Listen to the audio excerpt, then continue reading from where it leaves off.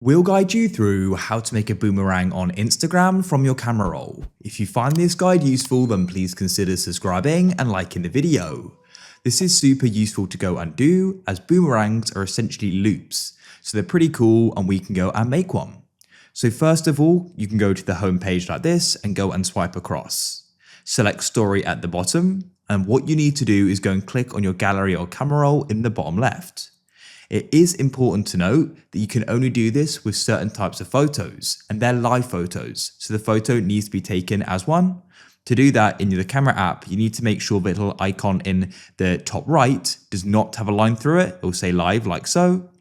Then in the camera roll in Instagram, you'll go and see in the top left the little boomerang icon, which means it can be used.